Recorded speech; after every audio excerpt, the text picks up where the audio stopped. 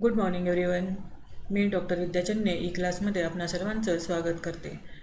आज आपण BCom fourth सेमचा फायनान्शियल अकाउंट जो सब्जेक्ट आहे त्या सब्जेक्टमधील कंपन्यांचे निस्तारण म्हणजेच लिक्विडेशन ऑफ कंपनीज हे चॅप्टर बघणार आहोत. या चॅप्टरविषयी माहिती बघणार आहोत. तर पहिल्यांदा निस्तारण म्हणजे काय ते बघूया.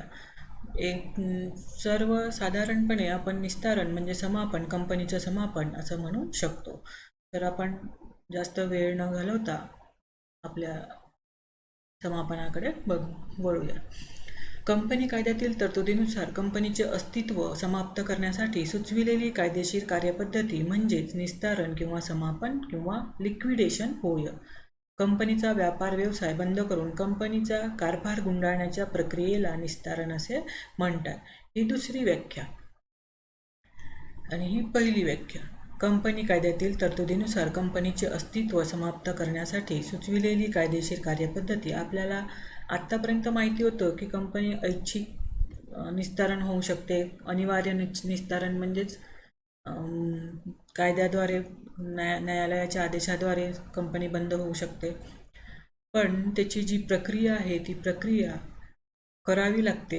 आतापर्यंत आपण एवढं माहिती होतं आपल्याला की 7 दिवसाचा किंवा 14 दिवसाचं एक नोटीस द्यायचा आणि समापनाची कार्यपद्धती करायची. तर कार्यपद्धती कशा प्रकारे करायची समापनाची तर ते आपण या चॅप्टरमध्ये बघणार आहोत. म्हणून असं म्हटलेलं आहे की कंपनीचे अस्तित्व समाप्त करण्यासाठी सुचविलेली कायदेशीर कार्यपद्धती म्हणजेच निस्तारण किंवा समापन किंवा लिक्विडेशन होय. त्यानंतर कंपनीचे निस्तारण करावयाचे झाल्यास कंपनीचा व्यापार व्यवसाय बंद करण्यात येतो. हे तर आपल्या सर्वांना माहिती आहे की निस्तारण म्हणजे समापन होते तर व्यापार व्यवसाय बंद केला जातो. कंपनीची संपत्ती विकून त्यासाठी आता काय काय करायचं. आता बंद तर करायचं आहे तर डायरेक्ट बंद करायचं आणि पैसे घेऊन पळायचं असं तर होऊ शकत नाही. म्हणून आता कुणाची देणे असेल, आपण कुणाची कंपनीने कुणाचे देणे घेतलेले, पैसे घेतलेले असतील, कुणाचे देणे असतील, कुणाचे घेणे असतील तर त्या सर्वांचा हिशेब या प्रक्रियेमध्ये करावा लागतो.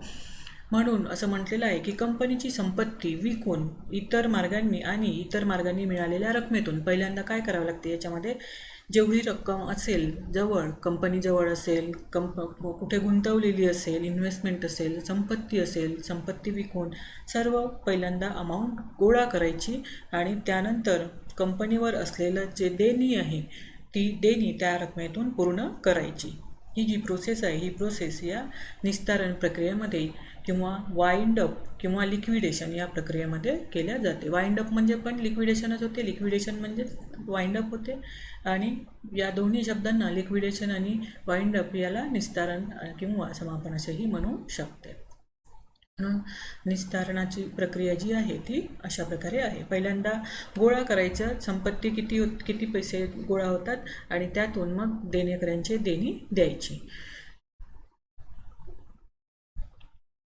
मिळालेल्या रकमेतून कंपनीवर असलेल्या सर्व प्रकारच्या देण्याची परतफेड करण्यात येते आणि त्यानंतर काही रक्कम शिल्लक राहिल्यास त्यातून कंपनीच्या भागधारकांना त्यांच्या अधिकारानुसार परतफेड केली जाते. त्यांच्या अधिकारानुसार म्हणजे पहिल्यांदा प्रिफरन्स शेअर होल्डर्सला, त्याच्यानंतर मग इक्विटी शेअर होल्डर्सला अशा प्रकारे त्यांची परतफेड केल्या जाते. म्हणून इथे लक्षात ठेवायचं आहे की पहिल्यांदा काय करायचं आहे. याच्यामध्ये समजा तुम्हाला जर म्हटलं की क्रम बरोबर लावा MCQमध्ये, तर पहिल्यांदा संपत्ती विकायची आहे. इतर मार्गाने इन्व्हेस्टमेंट केली असेल तर तो पैसा गोळा करायचा आहे. त्याच्यानंतर बाकी देणे सर्व प्रकारच्या देण्यांची परतफेड करायची आहे आणि त्याच्यानंतर मग शिल्लक राहिली रक्कम तर भागधारकांना त्यांच्या अधिकारानुसार परतफेड केली जाते. आता ती कशा प्रकारे केली जाते आपण समोर बघणार आहोत. त्यानंतर केवळ कंपनीची आर्थिक स्थिती चांगली नसताना म्हणजेच कंपनीचा कारभार तोट्यात चालू असताना कंपनीचे निस्तारण केले जाते असे नसून अगदी चांगली स्थिती असेल, आर्थिक स्थिती असलेल्या कंपनीचे देखील निस्तारण केले जाऊ शकते. डिपेंड आहे की कंपनी भागधारकांना किंवा कंपनी मालकाला कंपनी समोर चालवायची आहे किंवा नाही, व्यवसाय समोर न्यायचा आहे किंवा नाही. म्हणून कधीही बंद होऊ शकते, करू शकते. म्हणजे असं नाही आहे की आर्थिक स्थिती चांगली नसतानाच, हेही लक्षात ठेवायचं. आर्थिक स्थिती चांगली नसताना तर किंवा कंपनीचा कारभार तोट्यात चालू असताना कंपनीचे निस्तारण तर केल्याच जाते, कारण हा व्यवसाय परवडून राहिलेला नाही आहे आणि मला यातून प्रॉफिट काहीच होऊन राहिलेलं नाही आहे, तर विनाकारण तोट्यात चालवून काय करू, असं म्हणून कोणीही आपला कारभार बंद करेल. पण जर समजा चांगल्या स्थितीत आहे पण याच्यात या व्यवसायात मला मन लागत नाही आहे किंवा काम करायची इच्छा होऊन राहिलेली नाही आहे, तरी पण तो बंद करू शकतो. किंवा आणखीन दुसरेही कुठले कारणं असतील तर त्या कारणांनी देखील तो बंद करू शकतो, कंपनीचं समापन करू शकतो. त्यानंतर कंपनीचे प्रकार. आता इथे 1956च्या कंपनी कायद्यातील कलम 425(1) नुसार हे लक्षात ठेवायचं, कलम अंडर सेक्शन 425(1) नुसार कंपनीचे निस्तारण केल्या जाते. कंपनीचे निस्तारणाचे 3 प्रकार आहेत. ऐच्छिक निस्तारण आहे, अनिवार्य निस्तारण आहे आणि न्यायालयाच्या देखरेखीखाली होणारे निस्तारण आहे. ऐच्छिक निस्तारण तुम्हाला माहिती आहे, सर्वांनी मिळून जर केलं असेल, करायचं आहे, बंद करायचा आहे व्यवसाय तर तो झाला ऐच्छिक. आता इथे दिला आहे ऐच्छिकला व्हॉलंटरी लिक्विडेशन म्हणतात, अनिवार्यला ऐच्छिकमध्ये आणखीन 2 प्रकार सांगितलेले बघू आपण समोर. तर या ऐच्छिक दिलेला आहे व्हॉलंटरी लिक्विडेशन. कंपनीचे सभासद अर्थात भागधारक, सभासद म्हणजेच भागधारक, सभासद आणि भागधारकांमधला अर्थ तुम्हाला माहिती असेल. जर माहिती नसेल तर पहिल्यांदा तो अर्थ माहिती करून घ्यायचा. सभासद कुणाला म्हणतात, भागधारक कुणाला म्हणतात, कारण भागधारक सर्वांनाच म्हणतात. जो भाग घेतो तो भागधारक झालेला आहे. भागधारकाच्या व्यतिरिक्त सभासद कोण असतो ते पहिल्यांदा शोधायचं आणि त्याच्यानंतर मग लक्षात घ्यायचं. कंपनीचे सभासद किंवा धनको स्वेच्छेने आणि न्यायालयाच्या हस्तक्षेपाशिवाय म्हणजेच स्वेच्छेने जर कंपनीचे निस्तारण करण्याचा निर्णय घेत असतील तर त्या निस्तारणाला ऐच्छिक निस्तारण असे म्हणतात. ऐच्छिक निस्तारणाचे म्हणजेच व्हॉलंटरी लिक्विडेशनचे 2 प्रकार आहेत, अ आणि ब. अ आहे मेंबर व्हॉलंटरी लिक्विडेशन आणि दुसरं आहे क्रेडिटर्स व्हॉलंटरी लिक्विडेशन. क्रेडिटर्स म्हणजे सावकार धनको आणि मेंबर्स म्हणजे सभासद. जर समजा कंपनीचे सभासद स्वेच्छेने विशेष प्रस्ताव मंजूर करून कंपनीच्या निस्तारणाचा निर्णय घेत असतील तर त्याला ऐच्छिक निस्तारण, सभासदाद्वारे ऐच्छिक निस्तारण असे म्हणतात. पण आता जर समजा यांनी ऐच्छिक निस्तारण करून घेतलं सभासदांनी, पण धनकोच्या देण्याबद्दल काहीच बोलले नाही, तर मग धनको हस्तक्षेप करतात. म्हणून इथे म्हटलेलं आहे की क्रेडिटर्स व्हॉलंटरी लिक्विडेशन हा दुसरा प्रकार आहे आणि याच्यामध्ये दुसरा प्रकार म्हणजे पहिल्या प्रकारातला, या व्हॉलंटरी लिक्विडेशनमधला, ऐच्छिक निस्तारणामधला. तर या क्रेडिटर्समध्ये कंपन्यांच्या नोंदणी अधिकाऱ्याकडे घोषणा करीत नाही. ज्यावेळी कंपनीचे संचालक कंपनीच्या शोधन क्षमतेबद्दल कंपन्यांच्या नोंदणी अधिकाऱ्याकडे घोषणा करीत नाही, मात्र कंपनीचे सभासद निस्तारण करण्याचा प्रस्ताव मंजूर करीत असतील, घोषणा न करता म्हणजेच कोणाकडेच, कंपनी अधिकाऱ्याकडे. तुम्हाला माहिती आहे की जर समजा कंपनी स्थापन केली तर स्थापनेची संपूर्ण माहिती नोंदणी अधिकाऱ्याकडे द्यावी लागते. काही चेंजेस केले तर नोंदणी अधिकाऱ्याकडे द्यावे लागते. सभा घेतली तर सभेत काय निर्णय घेतलेले आहे, काय चेंजेस केलेले आहे ते नोंदणी अधिकाऱ्याकडे द्यावे लागते. तर हे सर्व जे आहे हे सर्व नोंदणी अधिकाऱ्याकडे न देता जर समापन करत असतील तर मग आता कंपनीचे धनको आहेत, कंपनीचे सावकार जे कर्जरोखेधारक वगैरे किंवा आपण अदरही म्हणू शकतो, तर ज्यांनी पैसे दिले असेल कंपनीला, मग ते त्याच्यामध्ये लोडबूड करतात. लोडबूड म्हणजे हस्तक्षेप करतात. म्हणून मग असं म्हटलेलं आहे की प्रस्ताव करीत असतील व कंपनी आपल्या धनकोंना कर्जाची परतफेड करण्यास असमर्थ असेल तेव्हा धनकोच्या संमतीने व सहकार्याने होणारे निस्तारण म्हणजेच धनकोद्वारे ऐच्छिक निस्तारण होय. जेव्हा धनकोंना माहिती न करता किंवा नोंदणी अधिकाऱ्याकडे घोषणा न करता, नोंदणी अधिकाऱ्याकडे न कळवता जर निस्तारण करण्याचा प्रस्ताव करत असेल, कंपनी समापन करण्याचा, कंपनीचे सभासद कंपनीचा समापन करण्याचा प्रस्ताव मंजूर करत असतील तर मग काय होते, धनकोची गरज पडते. मग धनको त्याच्यामध्ये हस्तक्षेप करतात आणि स्वतःच्या संमतीने आणि सहकार्याने जे ऐच्छिक निस्तारण होते त्यालाच धनकोद्वारे ऐच्छिक निस्तारण असे म्हणतात. नंबर 2 आहे अनिवार्य निस्तारण. अनिवार्य निस्तारण म्हणजे कंपल्सरी निस्तारण. आता कंपल्सरी कधी होईल तर न्यायालयाने आदेश दिल्यामुळे. न्यायालय आदेश कधी देऊ शकतो, आता न्यायालयाच्या आदेशामुळे अशा प्रकारचे निस्तारण करणे सक्तीचे असते, हे लक्षात ठेवायचं. न्यायालयाने जर आदेश दिला तर ते करणं सक्तीचं असते. याच्यामध्ये ऐच्छिक आहे, करायचं आहे नाही करायचं आहे.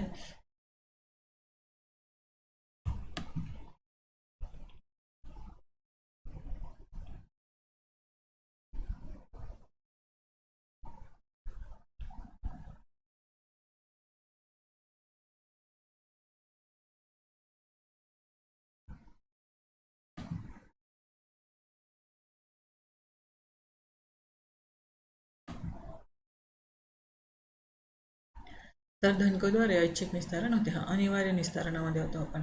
तर अनिवार्य निस्तारण सक्तीचं असते. आता सक्तीचं कधी असते? कारण न्यायालयाने आदेश कधी कधी देऊ शकतो. तर कंपनीने विशेष प्रस्ताव पारित करून न्यायालयाद्वारे निस्तारण करण्यात यावे असे ठरविले असल्यास, हे स्वतःहून कंपनी जर ठरवत असेल तर.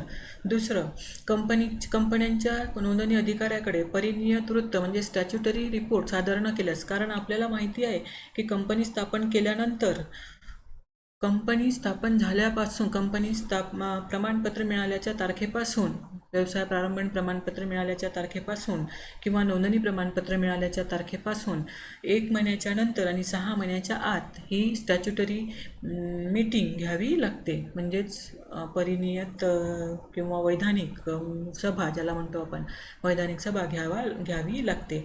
आणि जर घेतली नाही आणि त्याच्यानंतर 6 महिन्याच्या आत किंवा 3 महिन्याच्या आत नोंदणी अधिकाऱ्याकडे त्या वैधानिक सभेचा जो रिपोर्ट आहे तो पोचवावा लागतो. जर समजा बोलवला नसेल, रिपोर्ट पोहोचवला नसेल किंवा सभा घेतली नसेल तर कंपनीचं समापन करावं लागते. म्हणजेच कंपनीचं समापन करा म्हणून न्यायालय हस्तक्षेप करतो.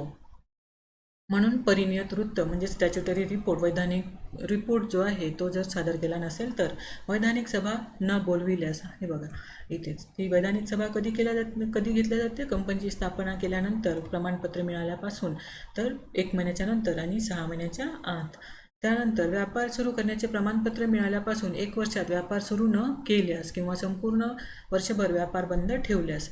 त्यानंतर खाजगी कंपनीची सभासद संख्या 2 पेक्षा कमी व सार्वजनिक कंपनीची सभासद संख्या 7 पेक्षा कमी असेल तर, म्हणजेच कायद्यापेक्षा जे काही क्रायटेरिया ठरवून दिला असेल त्यापेक्षा कमी असेल तर. कंपनी आपल्या कर्जाची परतफेड करण्यास असमर्थ असेल तर. अशा प्रकारे हे जे कारण आहेत, हे या कारणामुळे कंपनीचा न्यायालय त्याच्यामध्ये हस्तक्षेप करते आणि न्यायालयाने जर हस्तक्षेप केला तर त्याला अनिवार्य निस्तारण असे म्हणतात. आणि अनिवार्य निस्तारण असे म्हणतात. आणि अनिवार्य निस्तारण हे न्यायालयाच्या आदेशानुसार करणे सक्तीचे असते. ही गोष्ट लक्षात ठेवायची, सक्तीची. त्यानंतर नंबर 3 आहे न्यायालयाच्या देखरेखीखाली होणारे निस्तारण. हे आपण पाहिलेले 3 प्रकार आहेत: ऐच्छिक निस्तारण, अनिवार्य निस्तारण आणि न्यायालयाच्या देखरेखीखाली होणारे निस्तारण. ठीक आहे. तर हे तिसरा प्रकार जो आहे. आता आणखीन हे 3ही प्रकार जे आहेत, या 3ही प्रकारापैकी वरीलपैकी कोणत्याही एका प्रकाराद्वारे कंपनीचे निस्तारण होऊ शकते. 3ही प्रकारांनी नाही. जी सुटेबल असेल, जशी कंडिशन असेल कंपनीची तशा प्रकारे. जर समजा कंपनीचं ऐच्छिक निस्तारण झालं तर सर्वात चांगली गोष्ट. त्याच्यानंतर ऐच्छिक निस्तारणामध्येही धनकोचा हस्तक्षेप नसल्यास सर्वात चांगली गोष्ट. त्याच्यानंतर अनिवार्य निस्तारण, न्यायालयीन जर तशी परिस्थिती उद्भवली तर न्यायालय सांगेल. आणि न्यायालयाच्या देखरेखीखाली होणारे निस्तारण हे जर भागधारकांची इच्छा असेल, कंपनीची इच्छा असेल की न्यायालयाच्या, म्हणजे ऐच्छिक करूनही त्यांची इच्छा असेल की न्यायालयाच्या देखरेखीखाली व्हावं, तर अशावेळी न्यायालयाच्या देखरेखीखाली निस्तारण होऊ शकते.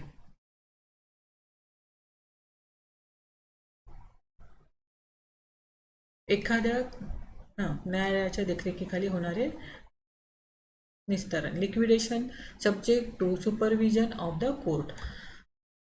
कंपनीचे ऐच्छिक निस्तारण होत असताना कंपनीच्या एखाद्या सभासदाने न्यायालयाकडे केलेल्या प्रार्थनेनुसार जर न्यायालयाला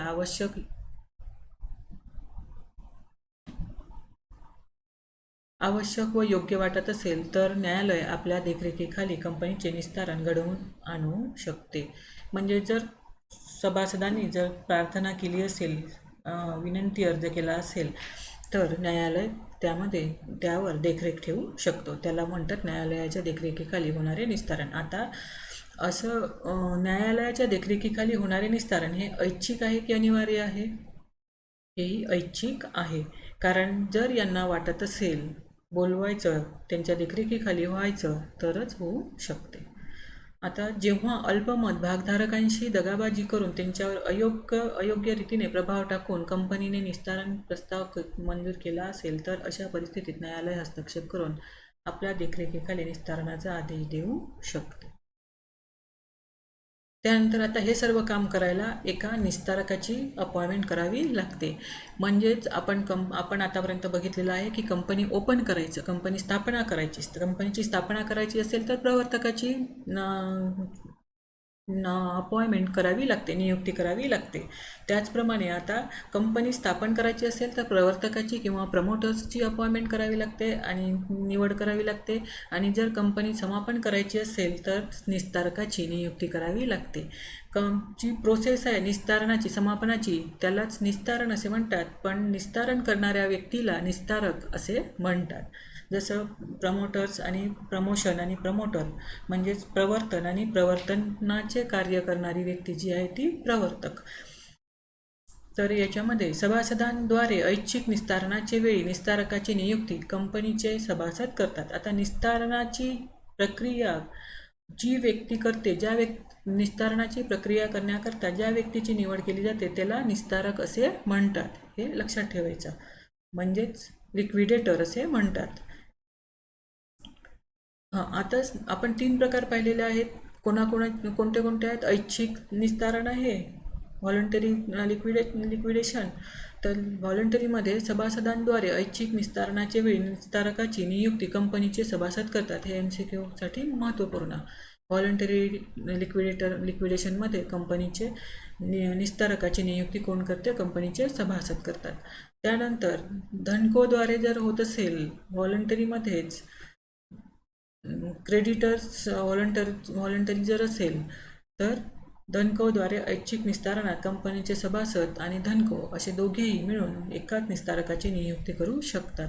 मात्र सभासद आणि धनको यांनी वेगळ्या वेगळ्या व्यक्तीची निस्तारक म्हणून नियुक्ती केल्यास धनकोनी नियुक्त केलेल्या निस्तारकाची नियुक्ती रद्द होते. म्हणजेच सभासदच त्याला काय म्हणतात? निस्तारकाची नियुक्ती करू शकतात. अनिवार्य निस्तारणात निस्तारकाची नियुक्ती करण्याचा अधिकार न्यायालयाचा असतो. कारण न्यायालय करत असते, न्यायालय आदेश देत असते, ती पूर्ण केसच न्यायालयाकडे गेलेली असते, कोर्टाकडे गेलेली असते. आणि त्याच्यानंतर देखरेखीखाली, न्यायालयाच्या देखरेखीखाली करण्यात येणाऱ्या तोही या सभासदांद्वारेच नियुक्ती केल्या जाते. ते इथे दिलेलं नाही आहे. त्याच्यानंतर सामान्यतः निस्तारणाचे कार्य करणारी व्यक्ती ही कंपनी कायद्यातील तज्ज्ञ व्यक्ती असते. उदाहरणार्थ कंपनी कायद्याचे वकील, राजपत्रित लेखापाल म्हणजेच CA, ठीक आहे, चार्टर्ड अकाउंटंट ज्याला आपण म्हणतो. तर याच्यावरून आपल्याला एक गोष्ट लक्षात येईल की कंपनीचं स्थापना जी आहे ती पण प्रमोटर्सही काय करतात? एजंटप्रमाणे कार्य करीत असतो असं आपण पाहिलेलं. पण जनरली तोही CAच असतो, चार्टर्ड अकाउंटंटच असतो. म्हणजे कंपनीची स्थापना पण CAच करून देतो आणि कंपनीची निस्तारण म्हणजे समापन देखील CAच करीत असतो किंवा कंपनी कायद्याचे वकील. त्यानंतर निस्तारकाची कार्य. आता निस्तारक कोणते कार्य करू शकतो?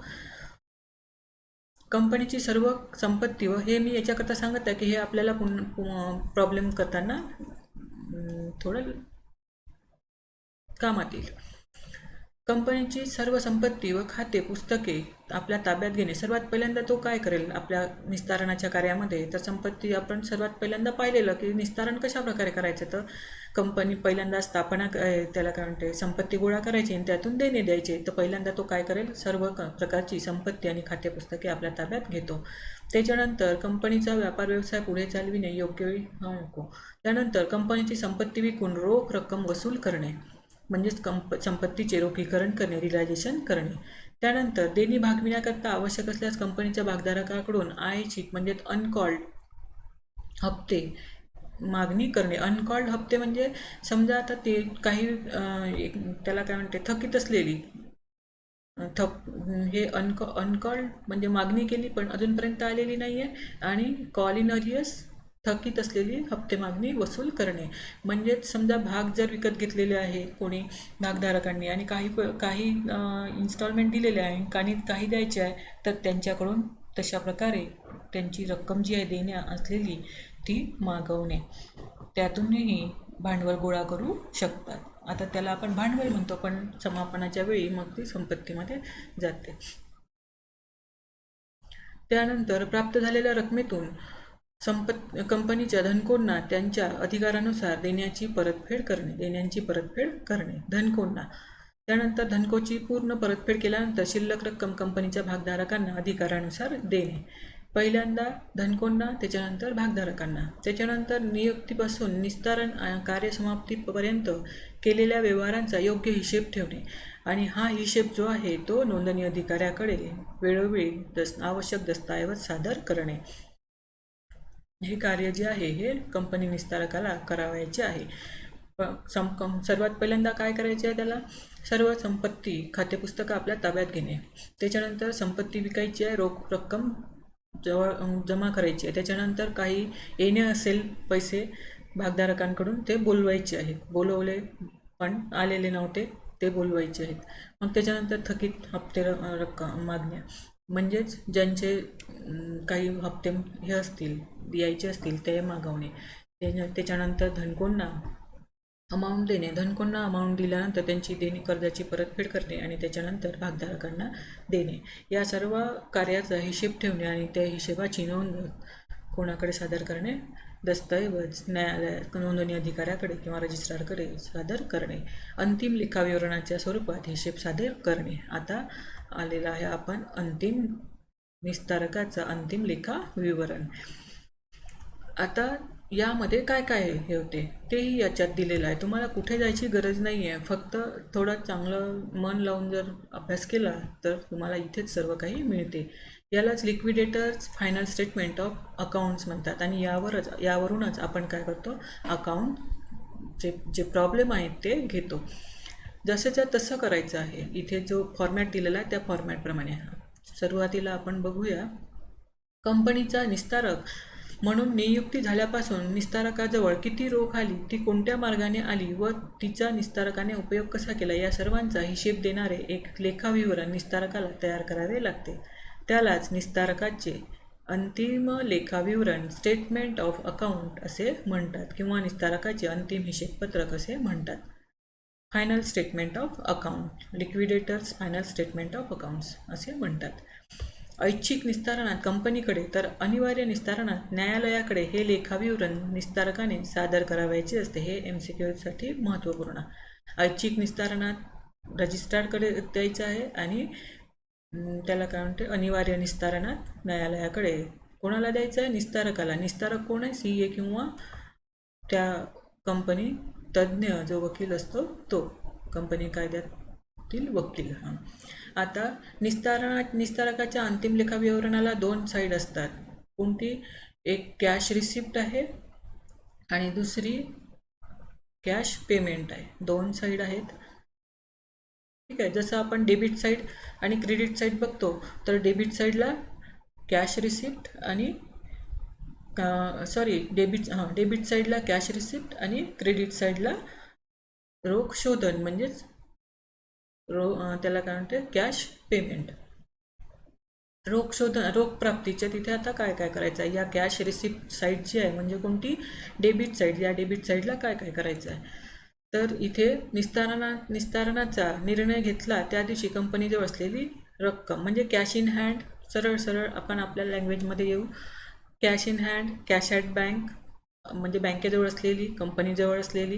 त्याच्यानंतर रिलायझेशन फ्रॉम असेट, कंपनीची संपत्ती विकून जी मिळालेली रोख रक्कम आहे ती. हे सर्व कोणत्या साईडला लिहायचं आहे, कॅश रिसिप्ट साईडला म्हणजे डेबिट साईडला. त्याच्यानंतर रुनकोकडून वसूल झालेली रोख रक्कम, realisation from debtors, realisation from asset म्हणजेच संपत्ती विकून जी आली असेल ती. कोणाला जर पैसे दिलेले असतील कंपनीने तर त्याच्यापासून वसूल करायची. त्याच्यानंतर सरप्लस फ्रॉम सिक्युरिटीज, हा सरप्लस काय आहे तो आपण समोर बघूया. सरप्लस म्हणजे वाढवा होते, संपत्तीचा वाढवा. जर देणी पूर्ण झाली आणि शिल्लक राहत असेल तर त्याला सरप्लस म्हणतात. त्याच्यानंतर थकीत हप्ते, मागणी किंवा अंशतः दत्त भागांवर मागणी करून मिळालेली रोख. जसं आपण पाहिलं की कुणाची इन्स्टॉलमेंट द्यायची आहे, कुणाला मागितले पण पैसे यायचे होते, तर अशा प्रकारे call in arrears or call on partly paid share. काही हप्ते 100 रुपयाचा शेअर्स आहे तर त्यातले 75 रुपये आले, 25 रुपये यायचे तर ते 25 रुपयेही त्यांनी मागितले अशा प्रकारे. तर हे झालं कॅश रिसिप्ट साईडला लिहावयाची item. Cash in hand, cash at bank, realisation from asset, realisation from debtor, surplus from securities, हे कधी कधीच होते अशी कंडिशन. आणि त्याच्यानंतर call in arrears and call on partly paid shares. आता याच्यामध्ये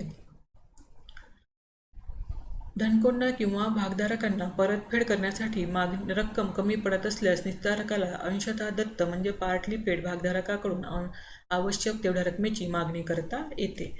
म्हणजेच आपण जे आता इथे पाहिलं कॉल इन अरियर्स किंवा call on partly paid shares, म्हणजेच काही रक्कम यायची असेल भागधारकांकडून तर ती समापनाच्या वेळी मागता येते. मागण्याचा अधिकार आहे कुणाला? निस्तारकाला. फुल्ली पेड भागावर म्हणजेच पूर्ण ज्यांनी 100 रुपयाचा भाग आहे आणि 100 रुपये दिला आहे त्याला मात्र मागता येत नाही. आपल्याला माहिती आहे की भागा एवढीच त्याची जबाबदारी असते, भागाच्या किमती एवढी, दर्शनी किमती एवढी त्याची काय असते, फेस व्हॅल्यू एवढी त्याची जबाबदारी असते. पण तेवढे पैसे यायचे असतील तर मागू शकतात. त्याच्यानंतर इथे दिलेलं आहे भागांच्या दर्शनी मूल्यापेक्षा फेस व्हॅल्यूपेक्षा जास्त रक्कम मागविता येत नाही. कोणत्या? पब्लिक कंपनीमध्ये, प्रायव्हेट कंपनीमध्ये नाही. त्याच्यानंतर आता ही पेमेंट साईड म्हणजेच क्रेडिट साईड. आता याच्यामध्ये सुरुवातीला नंबर 1 पूर्ण तारण किंवा पूर्ण प्रतिभूत धनकोंना शोधन म्हणजेच payment off fully secure creditors. Fully secure creditors कोणाला म्हणतात? तर त्यांनी जेवढे पैसे दिलेले आहेत तेवढीच कंपनीची संपत्ती त्याच्याजवळ जर तारण असेल तर त्याला फुल्ली सिक्युअर क्रेडिटर्स असे म्हणतात.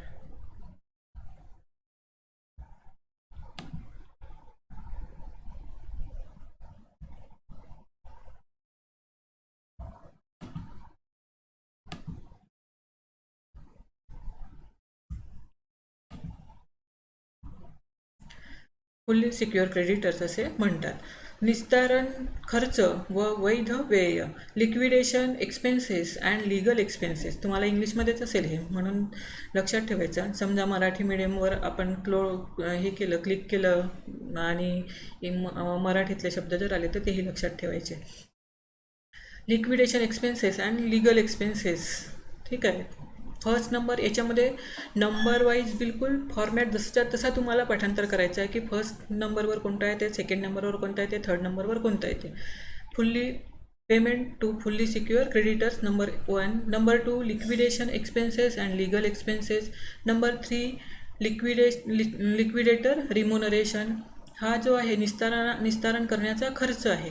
हा जो आहे निस्तारकाचे पारिश्रमिक आहे, म्हणजे तो तेवढं निस्तारणाचं काम करून कंपनी समापनाचं कार्य करण्याकरता किती पैसे घेतो ते, किती रिम्युनरेशन घेतो ते. त्याच्यानंतर पूर्वाधिकार किंवा अधिमान्य धनकोंना शोधन, पेमेंट टू प्रिफरन्शियल क्रेडिटर्स. प्रिफरन्शियल क्रेडिटर्सला पहिल्यांदा शोधन करायचं आहे कारण हे सावकार आहेत. त्याच्यानंतर पहिल्यांदा फुल्ली सिक्युअर आहे, पहिल्यांदा फुल्ली सिक्युअर क्रेडिटर्सला करायचं आहे, मग पेमेंट टू प्रिफरन्शियल क्रेडिटर्सला करायचं आहे. आता हे प्रिफरन्शियल क्रेडिटर्स कोण कोण आहेत ते पाहूया आपण. आता हेही सांगून देते मी तुम्हाला की जर समजा समोर पाहू लागलं, कन्फ्यूज व्हायला. त्यानंतर कंपनीच्या सर्व संपत्तीवर चल प्रभार असलेल्या कर्जरोखेधारकांना शोधन. मग त्याच्यानंतर payment to debenture holders having a floating charge on the all asset of the company. हे जे कर्जरोखेधारक आहे त्यांना फ्लोटिंग चार्ज म्हटलेलं आहे. तर फ्लोटिंग म्हणजे चढ उतार होते, तर त्याप्रमाणे त्यांचं काही शोधन असेल तर चल संपत्ती म्हटलेलं आहे. तर म्हणजेच एक फिक्स असेट आणि एक चल संपत्ती. कर्जरोखेधारकांना. तर याच्यामध्ये कंपनीने त्या जेवढे अमाऊंट दिलेली आहे कर्जरोखेधारकांनी त्याच्यापेक्षा जास्त प्रमाणात जास्त रकमेची संपत्ती त्यांच्याकडे गहाण ठेवलेली असते. त्याला फुल्ली सिक्युअर म्हणतात. म्हणजे कंपनी कोणाकडे ठेवेल? धनकोकडे. ज्या कंपनीने किंवा ज्या त्यांना फायनान्शियल इन्स्टिट्यूटने जास्त पैसे दिले असतील, समजा 10 कोटी दिले असेल तर 11-12 कोटीची किंवा 15 कोटीची जर समजा संपत्ती त्यांनी गहाण ठेवली असेल तर त्याला फुल्ली सिक्युअर म्हणतात. म्हणजेच पैसे पूर्णपणे वसूल होते अशा प्रकारे. आणि जर समजा 10 कोटी त्यांनी कर्ज मागितलं आणि 15 कोटीची तिथे अमाऊंट आहे संपत्ती नेऊन ठेवली, मग आता जेव्हा निस्तारणाची वेळ येते तेव्हा हे काय करतात की ते संपत्ती विकून तेवढे पैसे वसूल करतात.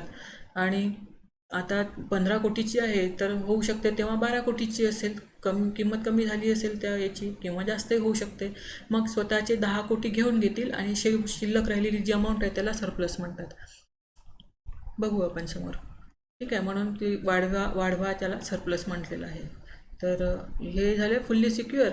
त्याच्यानंतर मग इथे आता चलसंपत्तीवर प्रभार असलेला, तर इथे चलसंपत्तीवर छोट्या मोठ्या संपत्तीवर घेतलेलं कर्ज हे. ठीक आहे. आणि त्याच्यानंतर पेमेंट टू अनसिक्युअर क्रेडिटर्स. आता अनसिक्युअर म्हणजे कंपनी तारण नसलेल्या म्हणजेच आता इथे ज्यांनी तारण न घेता पैसे दिले असतील ते, ह्या तिघांनाही पहिल्यांदा काय करायचं? पेमेंट करायचं आहे. आणि त्याच्यानंतर मग कंपनीची बाह्य देणी दिल्यानंतर शिल्लक रकमेवर कंपनीच्या भागधारकांचा अधिकार असतो. मग आता हे देणी दिल्यानंतर मग सर्व काय करायचं आहे? भागधारकांना त्यांच्या हक्काची किंवा त्यांना अधिकार असला ज्या भागधारकांचा ज्याप्रमाणे अधिकार आहे त्याप्रमाणे त्यांना शोधन करायचं आहे. तर आता भागधारकांना देताना सर्वात पहिल्यांदा कोणाला देतात? Preference share holder. जसं की आपल्याला माहिती आहे, यांना त्यांचा लाभांशासहित देतात प्रिफरन्स शेअर होल्डरला किंवा पूर्वाधिकार भागधारकांना. आणि त्यानंतर शिल्लक राहिलं तर इक्विटी शेअर होल्डर्सला. पूर्वाधिकार भागधारकांना थकीत लाभांशासह भांडवल परत केल्यानंतर समता भागधारकांना भांडवल परत करण्यात येते. यांना पहिल्यांदा प्रिफरन्स शेअर होल्डर्सला आणि त्याच्यानंतर मग इक्विटी शेअर होल्डर्सला. आणि त्याच्यानंतर मग शेवटी सांगितलेलं आहे, पूर्वाधिकार व समता भागधारकांना भांडवल परत केल्यानंतर देखील निस्तारकाजवळ रक्कम शिल्लक राहिल्यास त्या रकमेला वाढवा सरप्लस असे म्हणतात. आता हा एक सरप्लस वेगळा.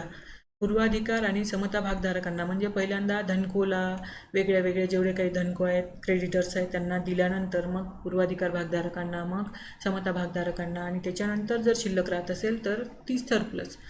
आणि त्याच्या सुरुवातीला आपण कोणती पाहिली? ही सरप्लस वेगळी आहे.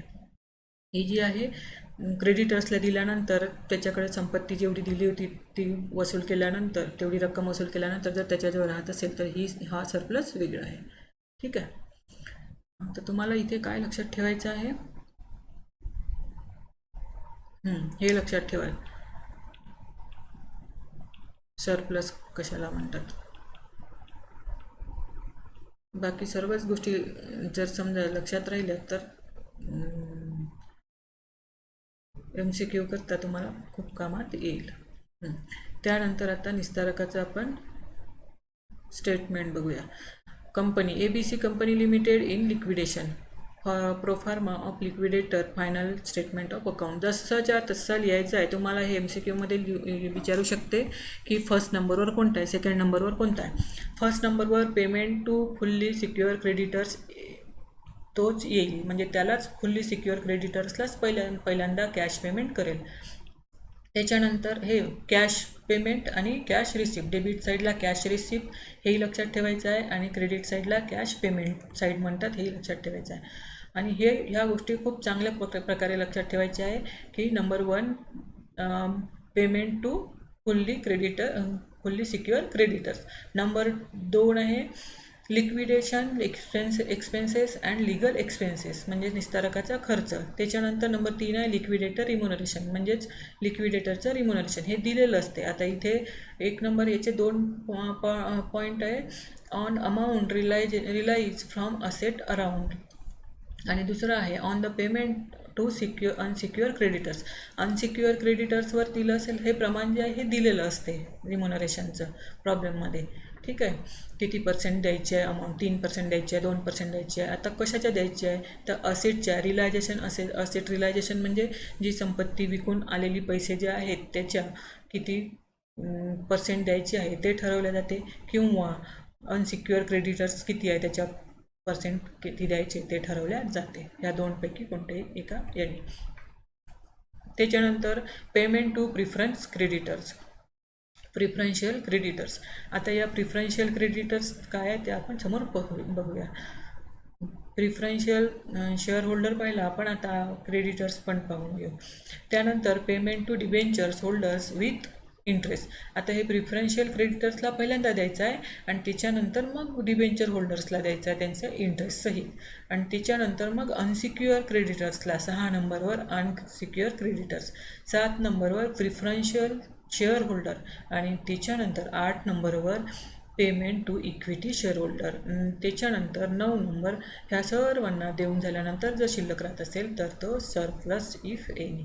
अशा प्रकारे हा प्रोफार्मा आहे. तर हा प्रोफार्मा मी हे फाईल तुम्हाला पाठवलेली आहे गुगल क्लासरूमवर, तर तो जसाचा तसा बघायचा आहे. आणि त्याच्यानंतर मग MCQ बघा. आता ही झाली कॅश पेमेंट साईड. आता कॅश साईड रिसिप्ट साईड पण तशीच आहे.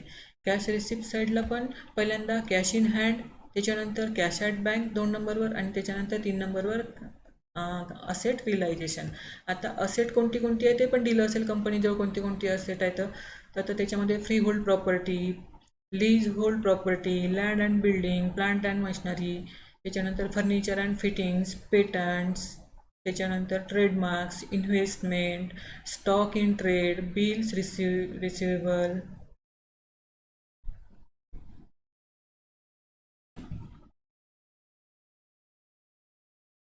त्याच्यानंतर अमाऊंट रिकवर फ्रॉम डेप्टर्सकडून जर काही मिळत असेल तर जी कॅशमध्ये येणार आहे अमाऊंट ती संपूर्ण कुठे लिहायची आहे, इथे लिहायची आहे कॅश रिसिप्ट साईडने.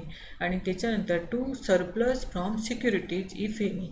या सिक्युरिटीवरची जर समजा अमाऊंट, जसं आपण पहिला नंबरचा जो पाहिला होता ना 10 कोटीची कर्ज घेतला आणि 15 कोटीची संपत्ती ठेवलेली आहे, तर ती विकून तो सर्वात पहिल्यांदा आपला अमाऊंट घेतो.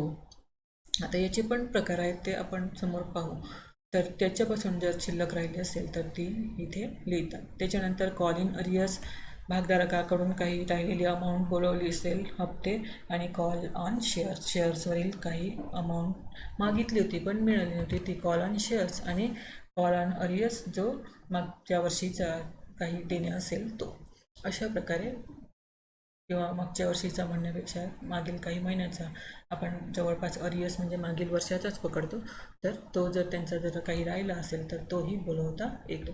तर अशा प्रकारे हे आहे फॉर्मॅट आहे. हे 1 नंबरवर 2 नंबरवर याच्यातही तुम्ही MCQ बघाल तर किती नंबरवर कोणता हे आहे आयटम आहे त्याच्यावरही तुम्हाला MCQ विचारलेले आहेत. तर तुम्ही बघाल याच्यावरती.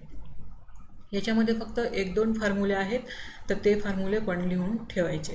आता या फाईलमध्ये जेवढे आपण पाहिलेले आहेत ना 1 नंबरपासून 9 नंबरपर्यंत संपूर्ण याची माहिती दिलेली आहे का कुणाला काय म्हणतात. हे बघा, कर्जाची हमी फुल्ली सिक्युअर क्रेडिटर्स फर्स्ट नंबरवरचं. कर्जाची हमी म्हणून कंपनीची विशिष्ट संपत्ती ज्याच्याकडे तारण ठेवलेली असते त्यांना पूर्ण तारण असलेले किंवा पूर्ण प्रतिभूत धनको असे म्हणतात. Realisation value of secure or mortgage asset, कंपनीने घेतलेल्या कर्जापेक्षा तारण ठेवलेल्या संपत्तीचे वसुली मूल्य.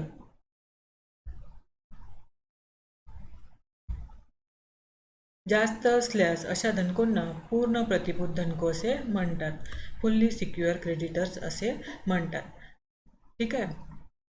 त्यानंतर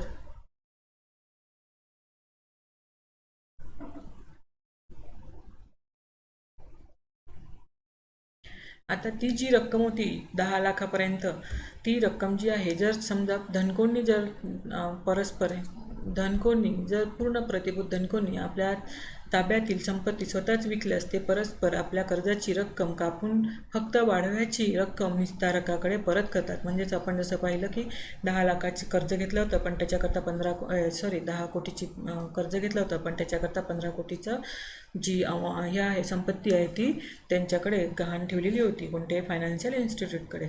तर त्यांच्याकडे गहाण ठेवली होती. तर आता समापनाच्या वेळी त्यांना ती रक्कम त्यांनी वसूल केली आणि समजा 15 लाखाची 14 लाखाला विकली, 15 कोटीची 14 कोटीला विकली असेल किंवा 16 कोटीला विकली असेल, तर ते फक्त आपले 10 कोटीच कापतील इंटरेस्ट सहित, विथ इंटरेस्ट, आणि बाकीची रक्कम जी आहे ती लिक्विडेटरकडे परत करेल. अशा वेळी मिळालेल्या जास्तीच्या रकमेची म्हणजेच वाढव्याची रक्कम सरप्लस अंतिम लेखा विवरणात प्राप्ती बाजूला प्रतिभूतीपासून वाढवा सरप्लस फ्रॉम सिक्युरिटी म्हणून दाखवावी लागते. म्हणून या प्रतिभूतीपासून या पेमेंट टू फुल्ली सिक्युअर क्रेडिटर्सनी जर परत केली असेल, यांचं पेमेंट होऊन, तर त्याला काय तो सरप्लस जो आहे जास्तीची जी आहे ती कुठे लिहिल्या जाते, 4 नंबरवर कॅश रिसिप्ट साईडला, सरप्लस फ्रॉम सिक्युरिटीज. ठीक आहे, हे MCQ करता येऊ शकते. त्यानंतर आंशिक तारण असलेले, आंशिक तारण म्हणजे अंशतः, पार्टली सिक्युअर क्रेडिटर्स म्हणजे कंपनीने त्या तारण कर्जावर रक्कम जर घेतली असेल, त्याच्यापेक्षा त्या कर्जावर रक्कम समजा 10 कोटीचं आहे, तर त्याच्याकडे 5 कोटीचं किंवा 8 कोटीची रक्कम संपत्ती ठेवली असेल. म्हणजे कर्जावर रकमेपेक्षा कमी किमतीची संपत्ती जर बँकेकडे किंवा आणखीन धनकोकडे ठेवली असेल, तर त्याला काय म्हणतात, पार्टली सिक्युअर क्रेडिटर्स असे म्हणतात. कर्जापेक्षा तारण संपत्तीच्या विक्रीपासून अंशतः मिळालेली रक्कम कमी असल्यास ती अंशतः प्रतिभूत धनको असे म्हणतात. कंपनीने घेतलेल्या कर्जापेक्षा तारण संपत्तीच्या विक्रीपासून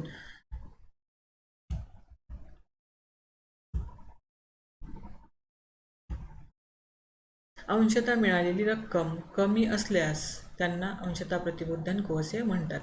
अंशतः प्रतिभूत धनकोजवळ तारण असलेल्या संपत्तीची विक्री निस्तारकाने केल्यास निस्तारकाच्या अंतिम लेखाविवरणात प्राप्ती बाजूला संपत्तीच्या रोखीकरणापासून प्राप्त, हेही तसंच आहे. फक्त तेवढं लक्षात ठेवायचं की ती रक्कम जी आहे ती थोडीशी ठेवलेली जी ही आहे संपत्ती आहे ती थोडी कमी किमतीची असते, जेवढे कर्ज घेतलेलं आहे तेवढं त्याच्यापेक्षा. त्याच्यानंतर याचे 2 प्रकार पडतात अंशतःचे. एक प्रकार पडतो तारण असलेल्या संपत्तीच्या वसुली मूल्या एवढे पूर्ण प्रतिभूत धनको समजावे, फुल्ली क्रेडिटर्स, सिक्युअर क्रेडिटर्स. आणि त्याच्यानंतर अंशतःमध्ये धनकोकडून घेतलेल्या कर्जाच्या संपत्तीतून वसुलीचे मूल्य उणे केल्यानंतर शिल्लक राहणाऱ्या कर्जाच्या रकमेची परतफेड अप्रतिभूत धनको सोबत करावी. हां, ठीक आहे. हे प्रॉब्लेम 11मध्ये पहा म्हणते कसं दिलेलं आहे. तर पेमेंट टू पार्टली सिक्युअर आणि fully secure creditors, partly secure creditors. आता आपण बघूया अधिमान्य किंवा पूर्वाधिकार धनको. प्रिफरन्शियल क्रेडिटर्स कशाला म्हणतात? पार्टली आणि फुल्ली झालं. आता प्रिफरन्शियल म्हणजेच अनसिक्युअर क्रेडिटर्स. आता अनसिक्युअर क्रेडिटर्स म्हणजे ज्यांच्याकडे काहीच तारण ठेवलेलं नसते, कंपनीने तारण न ठेवता त्यांनी जर त्यांना हे दिलेलं असेल, अमाऊंट दिलेली असेल, कर्जावर रक्कम दिली असेल, तर त्याला अनसिक्युअर क्रेडिटर्स असे म्हणतात.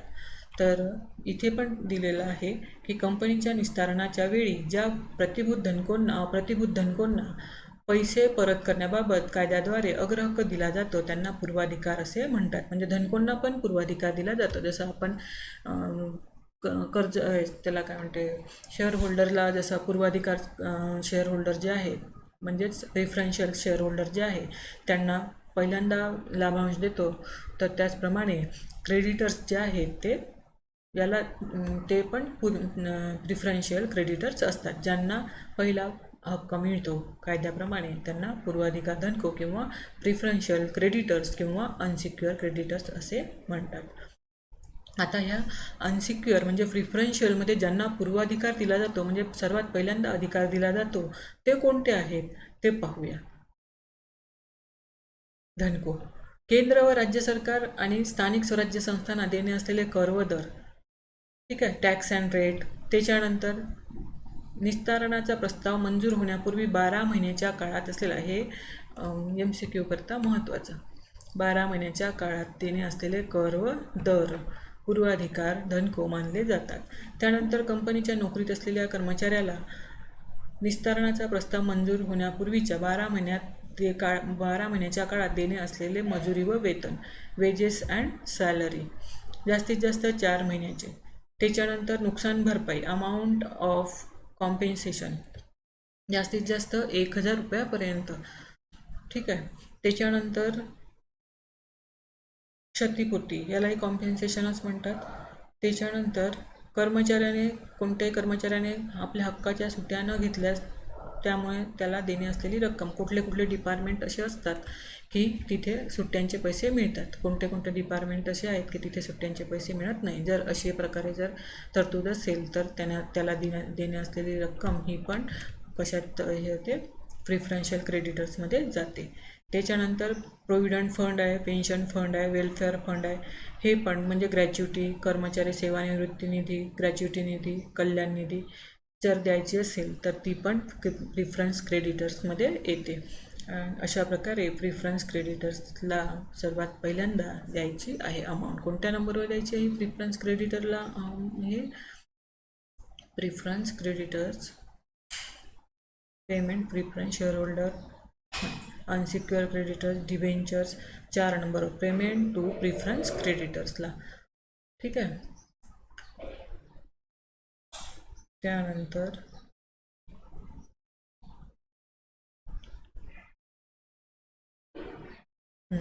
निस्तारकाचे पारिश्रमिक. आता याच्यामध्ये फक्त कोणत्या प्रकारे हे करायचं आहे ते दिलेलं आहे.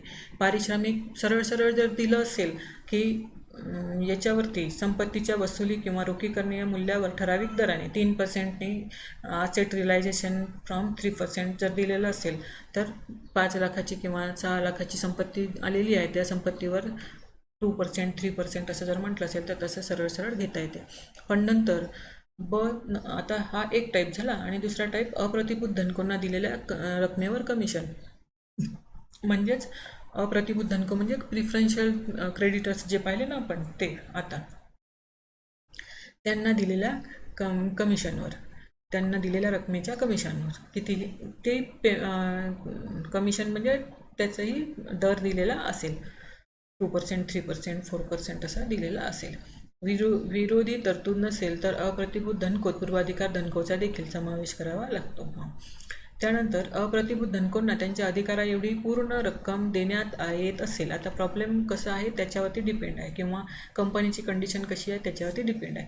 जर समजा अप्रतिभूत धनकोंना, अप्रतिभूत धनको म्हणजेच प्रिफरन्शियल, अनसिक्युअर ज्याला म्हणू शकतो किंवा प्रिफरन्शियल, तर क्रेडिटर्स त्यांना त्यांच्या अधिकारा एवढी पूर्ण रक्कम देण्यात येत असेल तर हा फॉर्म्युला यूज करायचा. कोणता? Liquidator remuneration is equal to amount due to unsecure creditors into rate of commission divided by 100. कशाकरता? हे MCQ करता कामात येईल. अधिकारा एवढी अप्रतिभूत धनकोंना म्हणजेच अनसिक्युअर क्रेडिटर्सला किंवा प्रिफरन्शियल क्रेडिटर्सला त्यांच्या अधिकारा एवढी पूर्ण रक्कम देण्यात येत असेल तर, म्हणजे कंपनी देऊ शकते. 3% रक्कम आहे, 3% अमाऊंट आहे तर 3% अमाऊंट त्यांना देऊ शकते. तर मग हा फॉर्म्युला. आणि जर समजा देता येत नसेल म्हणजे कुणाला, त्यांना अप्रतिभूत धनकोंना जर अमाऊंट देत असेल, अमाऊंट पूर्ण देत असेल तर लिक्विडेटरला हे देताना, रिम्युनरेशन देताना हा फॉर्म्युला यूज करायचा आणि याच्यानुसार त्याचं रिम्युनरेशन काढल्यानंतर मग अमाऊंट तिथे लिहायची. त्याच्यानंतर दुसरा दिलेला आहे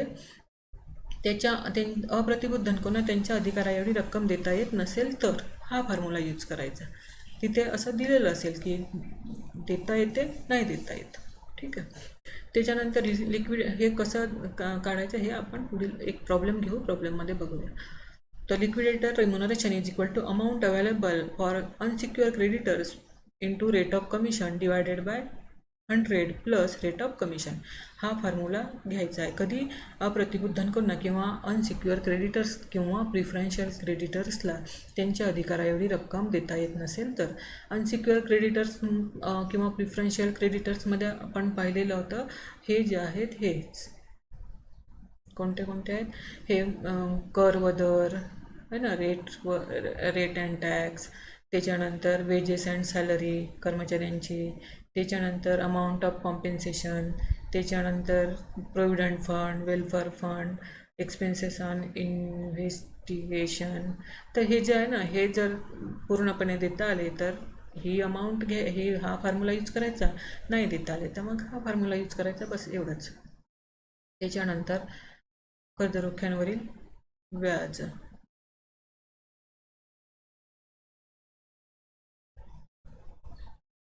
पूर्वाधिकार भागांवरील लाभांश, हा क्युम्युलेटिव्ह प्रेफरन्स शेअर्स, पूर्ण जेवढे काही असतील याच्यावर तर अरियस म्हणजे ज्या ज्या प्रकारचे टाईपचे प्रिफरन्शियल शेअर्स हे असतील, प्रिफरन्स शेअर्स असतील त्यावरती त्यांचं काय करायचं आहे, त्यांना डिव्हिडंड द्यायचं आहे अरियस सहित किंवा क्युम्युलेटिव्हमध्ये मागच्या 4-5 वर्षाचे संचयी, ज्याला म्हणतो आपण संचय झालेला असेल, ज्या वर्षी त्याला फायदा होतो, नफा होतो कंपनीला, त्या वर्षी त्यांना देतात मागच्या 2-3 वर्षाचे. तर ज्या प्रकारामध्ये असेल तेही त्यांना देता येते. सिंपल असेल तर फक्त डिव्हिडंड देईल, आणि जर क्युम्युलेटिव्ह प्रिफरन्स शेअर्स असेल तर त्याप्रमाणे त्याला त्याचा मागचा जो हे आहे लाभांश आहे तोही देण्यात येईल. लाभांश आणि त्याच्या लाभांश दिल्यानंतर त्याची जी अमाऊंट असते ना प्रिफरन्शियल शेअर्सची तीही दिल्या जाते. आता हे एक प्रॉब्लेम बघूया आपण, छोटं म्हणजे थोडं बरंच आहे, मोठं आहे, पण तुम्हाला यावरून MCQ सोडवताना थोडी मदत होईल. आणि जनरली प्रॉब्लेम सोडवताना प्रॉब्लेम तर लक्षात ठेवाच, पण थेरी पण लक्षात ठेवा. The Sunny company limited went into voluntary liquidation. Voluntary liquidation आहे म्हणजे ऐच्छिक लिक्विडेशन आहे. On 1 April 1995 the liquidator whose remuneration is 3% on realisation. आता रिलायझेशन ऑफ असेट, कंपनीचं संपत्तीचं असेट जे आहे, संपत्तीची जे विकून पैसे आलेले आहेत, रिलायझेशन ऑफ असेट, त्याच्यावरती किती 3% लिक्विडेटरला म्हणजेच निस्तारकाला, अँड 2% ऑन डिस्ट्रीब्युशन टू शेअरहोल्डरला 2% दिलेले आहे. ठीक आहे, 2% on distribution to shareholder, realisation all the asset. The following was the position of the company. Cash on realisation of asset 5 lakh, 5 lakh रुपये पहिल्यांदाच रिलायझेशनचे आले म्हणून सरळ दिलेलं आहे. कुठल्या प्रॉब्लेममध्ये कुठल्या कंपनीमध्ये कोणती संपत्ती आहे ती दिली असेल, याच्यामध्ये संपत्ती विकून जेवढे पैसे आले तेवढे सरळ दिलेले आहे. त्यानंतर एक्सपेन्सेस ऑफ लिक्विडेशन हेही सरळ दिलेलं आहे. लिक्विडेशनचा हे किती आहे, एक्सपेन्सेस किती आहे. Unsecure creditors include salary and wages, बघा इथे दिलेलं आहे, include salary and wages for 1 month prior in liquidation, म्हणजे लिक्विडेशनच्या आधी 1 महिन्याचा, 4 महिन्यापर्यंत देता येते म्हणून त्यांनी सांगितलं. ₹6,000 टोटल अमाऊंट आहे 68,000. अनसिक्युअर क्रेडिटर्स कितीचे आहे, 68,000चे, म्हणजे 68,000. त्याच्यापैकी प्रिफरन्शियल क्रेडिटर्स किती आहेत, 6,000. हे 6,000 प्रिफरन्शियल, बाकीचे मग अनसिक्युअर, म्हणजे हे दोन्ही कोणते आहेत, तारांना ठेवलेले. त्याच्यानंतर 5,000 6% preference shares of ₹30 each, dividend paid up to 31 March 1994. 1.5 lakh रुपयाचा द्यायचे आहे प्रिफरन्शियल शेअर्सचे. त्याच्यानंतर 10,000 इक्विटी शेअर्स ऑफ ₹10 द्यायचे आहे, म्हणजे एवढे आहेत एवढ्या रुपयाचे. 10,000 equity shares of ₹10 each, ₹9 per share called up and paid, म्हणजे 10 रुपयाचा होता पण तो 9 रुपयाचा बोलवला होता म्हणून त्यांनी शेवटी मग 1 रुपया बोलवला असेल.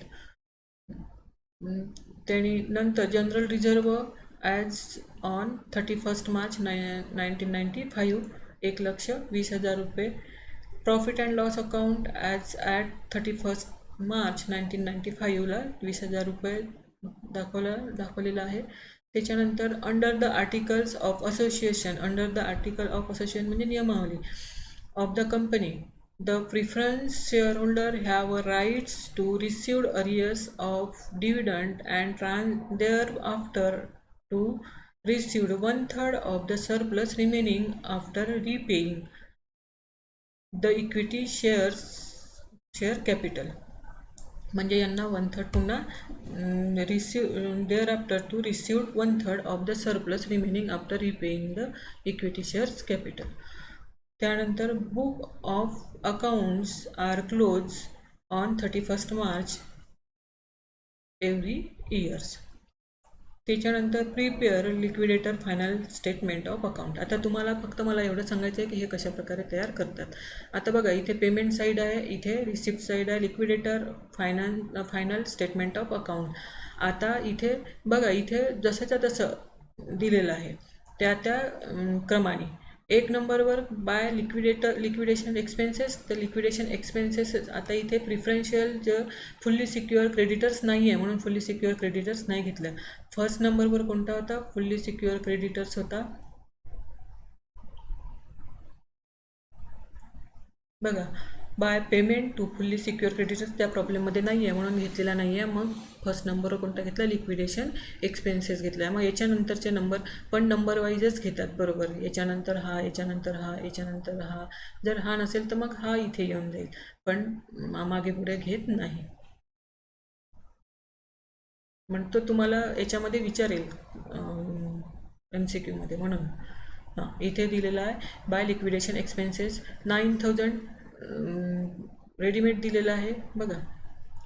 एक्सपेन्सेस ऑन लिक्विडेशन 9000 हा cash on realisation of asset हा डेबिट साईडनी to asset realisation 5 lakh rupees. त्याच्यानंतर इकडे number 1 by liquidation expenses 9000. Third नंबरवर येते लिक्विडेशन रिम्युनरेशन. तर आता या प्रॉब्लेममध्ये 2 नंबरवर आलेला आहे लिक्विडेशन रिम्युनरेशन. आता यांनी दोन हे दिलेलं आहे, दोन्ही दिलेले आहेत at 3% on amount realisation from asset. आणि या दोनपैकी एका टाईपनी पण देऊ शकते. आता या प्रॉब्लेममध्ये दोन्ही टाईपने दिलेले आहेत तर दोन्ही घेतलेले आहेत. तर 3% on amount realisation of asset म्हणजेच 5 लाखाची त्यांची हे आहे रिलायझेशन संपत्तीपासून वसूल रक्कम जी आहे त्याच्यावरती 3% आणि 2% amount distribute to share holder. त्या शेअर होल्डरला किती दिलेली आहे त्याच्या 2% म्हणजे 2%. तर हे कसं काढायचं आपण पाहू. हे तर सरळ सरळ दिलेलं आहे 5 लाखावर 3% 15,000 आणि हे 8,000 कसे काढायचे ते बघूया.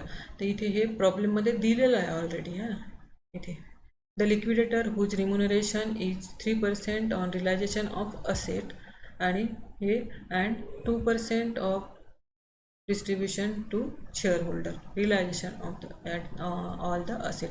आता डिस्ट्रीब्युशन टू शेअर होल्डर म्हणजे शेअर होल्डरला द्यावायची जी अमाऊंट आहे त्याच्या 2% असा त्याचा अर्थ होतो. ठीक आहे. हे 8,000 कसे निघाले ते आपण पाहू नंतर. मग त्याच्यानंतर प्रिफरन्शियल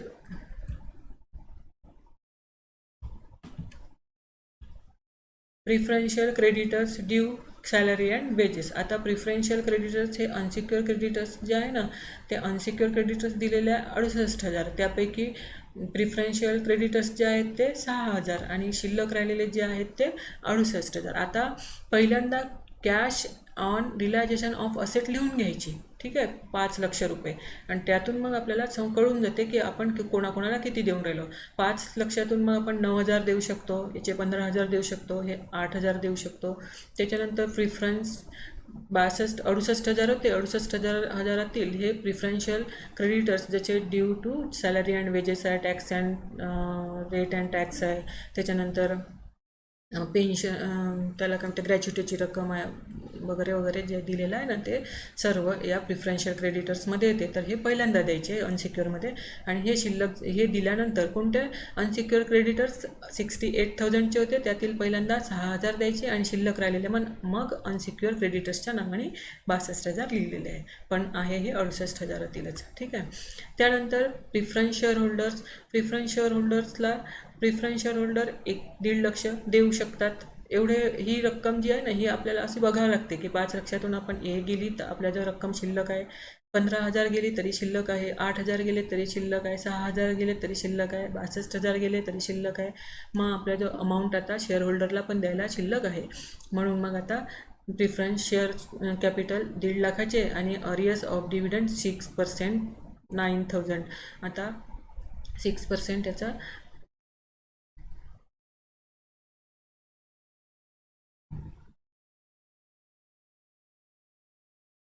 9,000 1% 1,500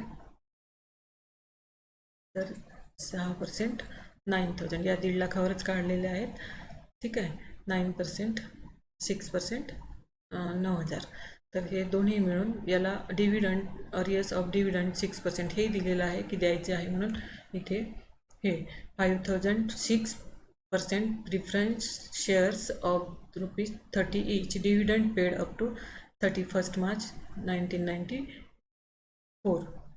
म्हणून याला काय म्हटलेलं आहे इथपर्यंतच दिलेला होता, म्हणून जो राहिलेला आहे तो त्यांनी अरियर्स म्हणून दाखवलेला आहे.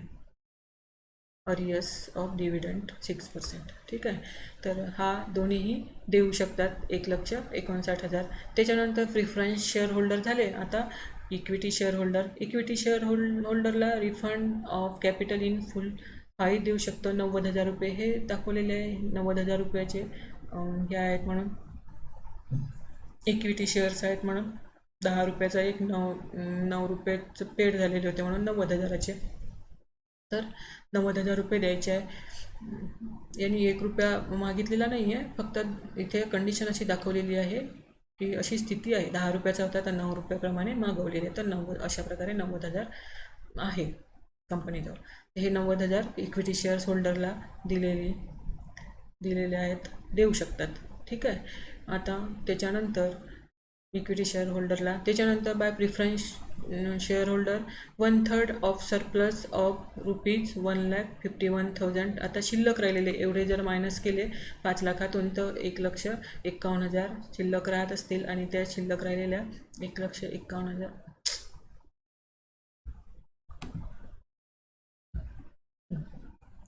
1,51,000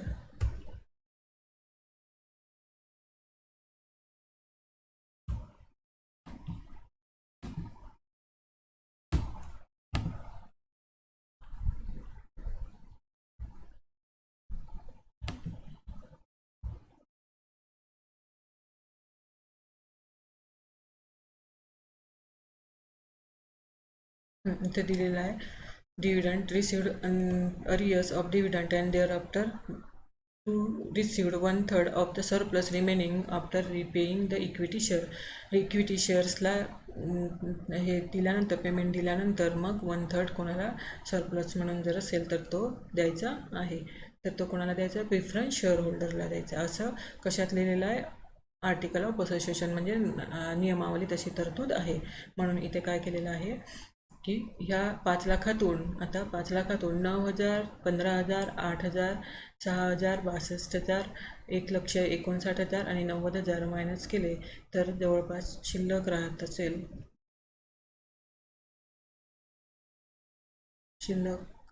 असेल 1 लक्ष. मी केलेलं नाही आहे पण जवळपास शिल्लक राहत असेल 1,51,000 आणि 1,51,000 शिल्लक राहते. तर या 1,51,000च्या 1/3 50,333 हा याला काय केलेला आहे त्याला देऊ शकतात, जो आपण सरप्लस म्हणून हे केलेला आहे. म्हणजे यांना देऊन जर शिल्लक राहत असेल तर तो म्हणून त्याला सरप्लस म्हटलेला आहे. तर हा शेअर होल्डर्सला द्यायचा आहे. हां, आपण मग पाहिलेलं होतं तो हा नाही आहे, हा शेअर होल्डरवाला सरप्लस आहे. तर हा शेअर आता इथे एक लक्षात ठेवायचं की पहिल्यांदा प्रिफरन्स शेअर होल्डरला द्यायचा आहे, मग त्याच्यानंतर इक्विटी शेअर होल्डरला, त्याच्यानंतर जर पुन्हा नियमावली तरतूद असेल तर पुन्हा प्रिफरन्स शेअर होल्डरला, पुन्हा जर शिल्लक राहत असेल तर तो इक्विटी शेअर होल्डरला द्यायचा आहे. तसं या प्रॉब्लेममध्ये नियमावली तरतूद आहे म्हणून सांगितलेलं आहे.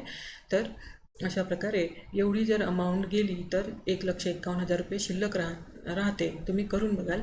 आणि या 1,51,000च्या सरप्लस 1/3 म्हणून द्यायची म्हणून हे केलेली प्रिफरन्स शेअर होल्डरला द्यायचं आहे. तर प्रिफरन्स शेअर होल्डरला 1,51,000च्या 1/3 50,333 रुपये दिलेले आहे. आणि त्यानंतर by equity share holder two third, आता 1/3 याला गेले, मग शिल्लक राहिलेली अमाऊंट 2/3 कोणाला देईल? इक्विटी शेअर होल्डरला ऑफ सरप्लस ऑफ 1,51,000. म्हणजे शिल्लक राहिलेल्या ह्या 1,51,000चे 1/3 प्रिफरन्स शेअर होल्डरला आणि 2/3 इक्विटी शेअर होल्डरला देण्याचं नियमावली तरतूद होती. म्हणून यांना 1,51,000पैकी 1/3 अमाऊंट दिली 50,333 आणि यांना दिली 1,51,000पैकी 2/3 म्हणजे 1,06,67. तर इथे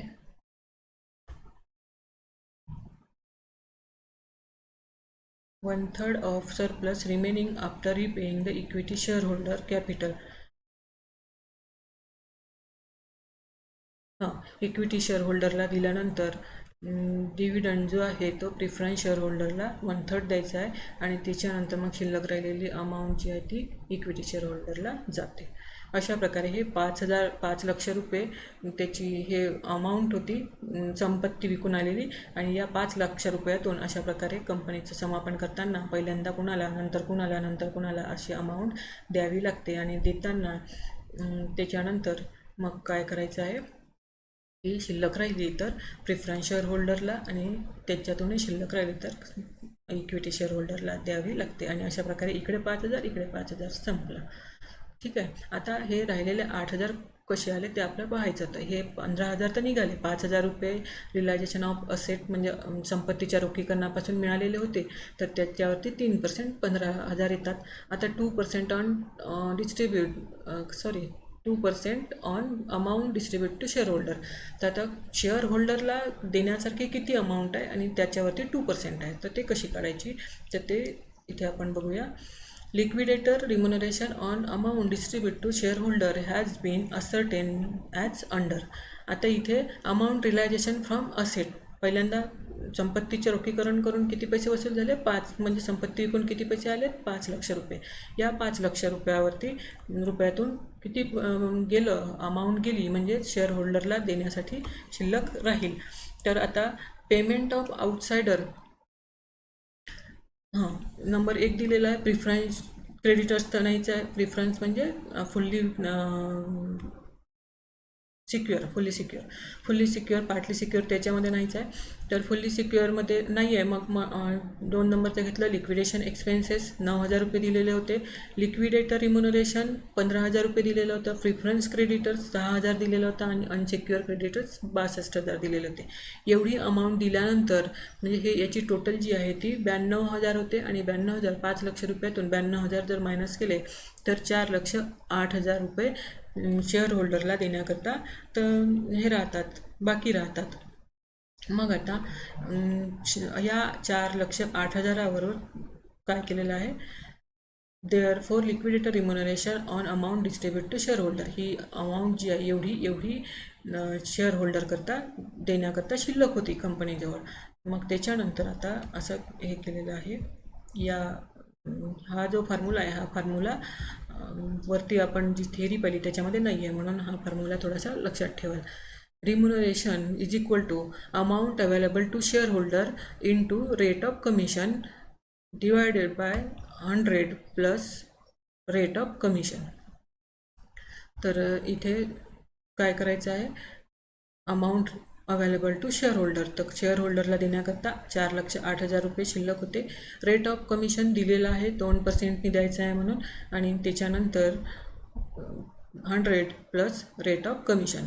आता इथे इंटू 2 डिवायडेड बाय 100 प्लस 2 म्हणजे रेट ऑफ कमिशनच. हे रेट ऑफ कमिशन कोणतं त्याला द्यायचं यालाच द्यायचं आहे निस्तारकाला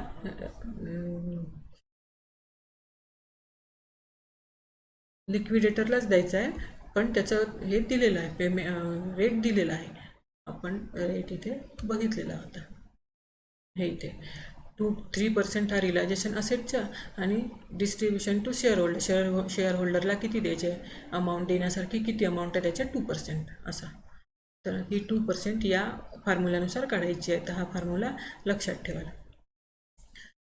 त्याच्यानंतर याच्यामध्ये अमाऊंट पुटअप करायची आहे 4,08,000 इंटू 2 डिवायडेड बाय 100 + 2 म्हणजे 102. आता याचं कॅल्क्युलेशन जर केलं तर ₹8,000 येतात. ठीक आहे. तर ही 8,000 जी आहे हे 8,000 जे आहेत हे त्याचं रिम्युनरेशन होईल. कशावरती? Available to share holder. Share होल्डरला किती रुपये देण्याकरता शिल्लक राहणार होते कंपनीजवळ त्याच्या 2%. तर हे त्याचं रिम्युनरेशन दोन्ही टाईपने दिलेलं आहे या प्रॉब्लेममध्ये, म्हणून दोन्ही टाईपने त्याला रिम्युनरेशन दिलेलं आहे. याच्यामध्ये 3% ऑन अमाऊंट रिलायझेशन फ्रॉम असेटवर 15,000 आणि 2% on amount distribution to share holder. हे पण तुम्हाला आता यातली एक गोष्ट तुम्हाला याच्यामध्ये MCQ करता विचारली तरी तुम्हाला सोपं जाईल, कठीण वाटणार नाही. फक्त तेवढं तुम्हाला हा व्हिडिओ 2-3दा ऐकून थोडं लक्षात ठेवाल आणि MCQ बघाल. MCQ बघताना तुम्हाला लक्षात येईल. इथे आपण हे प्रॉब्लेम आणि हे चॅप्टर संपवूया. तुम्हाला जर काही अडचण असेल तर मला विचारू शकता.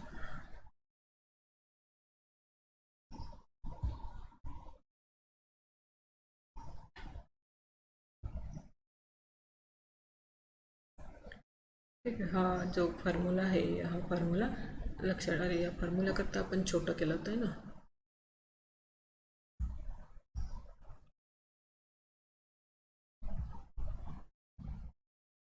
Remuneration is equal to amount available to shareholder into rate of commission divided by 100 plus rate of commission. हा फॉर्म्युला लक्षात ठेवायचा. जर निस्तारकाला म्हणजेच लिक्विडेटरला अमाऊंट अवेलेबल टू शेअर होल्डरला किती अमाऊंट द्यायची आहे त्याच्या जर काही % जर त्याला रिम्युनरेशन द्यायचं असेल तर त्याच्याकरिता. ठीक आहे. इथे आपण हे चॅप्टर संपवूया.